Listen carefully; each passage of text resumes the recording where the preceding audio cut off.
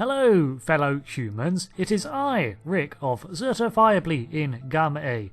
I am to be doing the fleshy speak thing about something that is not salt, and therefore not important. But this is an episode of the Bestiary where I look into the lore surrounding some of the creatures that crop up in Star Trek, ones that generally don't fit into other categories. The creature we are looking at today is a rather tragic one in the Star Trek mythos. Originally in ancient times, long before the Federation, the planet M113 in the Beta Quadrant not only supported a variety of life forms but its own early civilization, numbering millions. It is from this intelligent species that the M113 creature is descended, but due to a calamitous event, their entire culture collapsed, leaving survivors to devolve into more bestial and instinctual creatures. Although they retained their intelligence, it's arguably somewhat diminished from its former glory by instinct, yet it is enough for them to be a cunning predator. The original civilization called their world Fotiala, and although seemingly always rather arid, it was still home to a multitude of creatures, according to the sculptures and designs left in their architecture that scatters the surface of the now barren world. The surface gravity has been mentioned to be between 1 to 1.1 G, and there remains plant life, hardy drybrush and poisonous plants on its surface, as well as some surface water. But there is no salt on the planet. The native culture, and presumably much of the wildlife, judging by its now absence, fed on sodium chloride directly, making it the staple of their ecosystem. It's not recorded how it all vanished, only that it did, leaving the starving creatures to become tribal and nomadic as they roamed the planet, looking for what little salt they could feed on, even if that meant extracting it from other life forms. In 2261, archaeologist Professor Robert Crater and his wife Nancy Crater moved to this furnace of a world to uncover the remnants of this civilization, including temples and samples of their art and works. However, in 2265, Nancy Crater was killed by the only living M113 native discovered. In a remarkable act of compassion? Recognising the creature for what it was, Robert spared the salt vampire as it became known to study. The creature itself had two very separate but useful features: its ability to extract salt from almost any object, mineral or organic, and its psionic camouflage. Physically, they were around 1.5 metres tall with darkish grey-green skin covered in sporadic white fur. The face had a circular maw at the end of a stunted snout and folded skin beneath recessed yellow eyes. Their humanoid limbs sported 3 digits per hand, which themselves were lined with numerous suckers. These were the primary method of extracting sodium chloride from organic matter, along with its mouth where it could simply ingest it. They had 2 toes at the end of their feet, and the only one encountered in 2266 wore a rope-woven tunic, presumably fashioned by its own hand. Its psychic abilities, however, are what made it truly dangerous. It used this telepathic camouflage instinctively for protection and to ambush prey. It could project an image to hide in plain sight or even as a lure.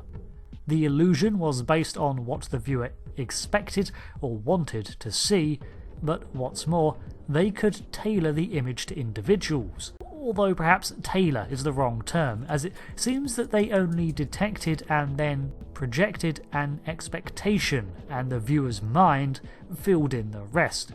In the case of the 2266 encounter, both Robert Crater and Dr. McCoy saw the woman they expected, Nancy Crater, while everyone else saw a different person, having never seen Nancy before. With practice and exposure to the illusions, however, you can see through the projection, probably by shaking off the telepathic effects. The facade also covers audible effects, as the creature never spoke outside of an illusionary form, and again, the voices heard matched with the expectations of the individual. This was never demonstrated over any intercom, and this is probably due to a limit of the telepathic range. A fully adult salt vampire was also physically stronger than a Vulcan and very durable, although this likely depended on the amount of salt it had ingested. Cloaked in its psionic shroud, the M113 creature was an effective ambush predator. It would close in on a selected victim, one that was preferably isolated, and move into grasping range. From there, it would either use its incredible strength to seize the target and hold them in place, or immobilize them with a form of psychic shock.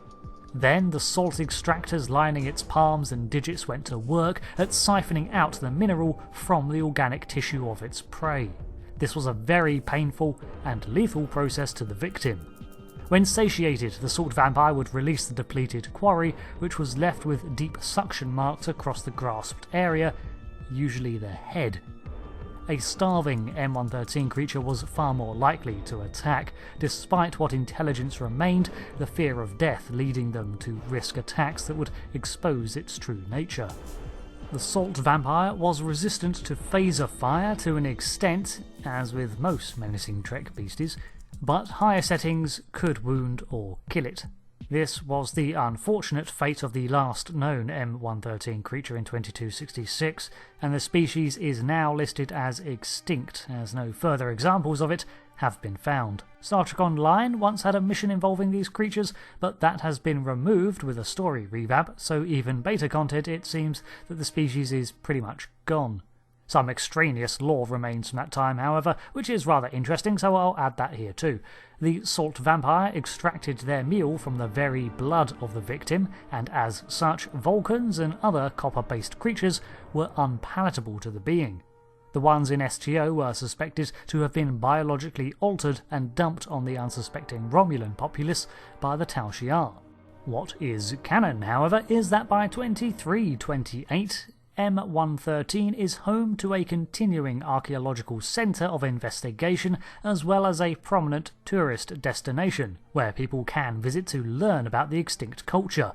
Humans and other susceptible species were told to take mineral supplements when they were visiting the uncomfortably hot world to make up for those lost through excessive sweating, if they were going to be there for an extended stay. The entity known as Trelane also had a mounted creature in his possession, but as an immortal it's unknown how long ago he obtained it. The salt creature remains a rather prominent monster in Star Trek for both its terrifying visage, but also the tragic history behind it, one reflected in its design. Its sentience was never firmly established, but it clearly is a smart creature, but one whose intellect is beholden completely to its baser instincts to survive. Its ambush behaviour was motivated by hunger, and it was intelligent enough to attempt to cover its tracks, but inexperienced in creating a convincing mask for its actions, leading to it eventually being discovered, which then made it feel even more cornered and threatened.